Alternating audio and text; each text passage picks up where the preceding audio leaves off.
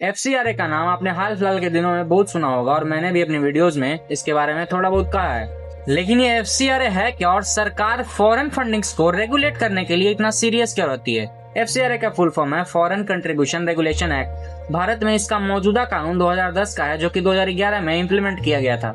इसका मेन उद्देश्य ये है कि फॉरेन से आने वाले पैसों को, फॉरेन हॉस्पिटलिटी को रेगुलेट करना, यानी कौन फॉरेन कंट्रीब्यूशन ले सकता है, कितना ले सकता है और उसका इस्तेमाल किस तरीके से कर सकता है, ये उसको रेगुलेट करती है, उसको मॉनिटर करती है। अब सवाल ये आता है कि फॉरेन कंट्रीब्यूशन का मतलब क्या है। अगर किसी फॉरेन ऑर्गेनाइजेशन से इंडिया किसी एलिजिबल ऑर्गेनाइजेशन या एसोसिएशन में डोनेशन आता है, ग्रांट आता है या फिर कमीशन आता है तो वो एफसीआरए के दायरे में आता है। सोशल वर्क हो, एजुकेशन हो, रिलीजन हो, चैरिटी हो, यदि इन सब मामलों में किसी को बाहर से फंडिंग्स आता है, किसी को बाहर से डोनेशन आता है तो उसको सबसे पहले एफसीआरए से प्रायर परमिशन की आवश्यकता होती है। लेकिन हर कोई फॉरेन मनी नहीं ले सकता। यहाँ पे एक इंटरेस्टिंग बात आती है। एफसीआरए में कुछ लोगों को और कुछ ऑर्गेनाइजेशन को फॉरेन फंडिंग्स लेने पे सीधे प्रोहिबिट किया है, जैसे इलेक्शन कैंडिडेट, लेजिस्लेचर के मेंबर या फिर कोई पॉलिटिकल पार्टी।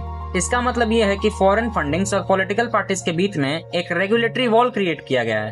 तो प्रॉब्लम कहाँ से आती है? एक तरफ सरकार कहती है कि फॉरेन फंडिंग्स को, फॉरेन कंट्रीब्यूशंस को ट्रांसपेरेंट होना चाहिए ताकि कहीं न कहीं उसका देश विरोधी गतिविधियों में इस्तेमाल ना किया जा सके। फिर दूसरी तरफ से ये सवाल आता है कि रेगुलेशन के नाम पर कहीं न कहीं एफसीआरए जो ऑर्गेनाइजेशन है, इस पर गवर्नमेंट का एक कंट्रोल बनते जा रहा है। तो सवाल ये आता है कि क्या फॉरेन फंडिंग्स को रेगुलेट करना चाहिए? बिल्कुल।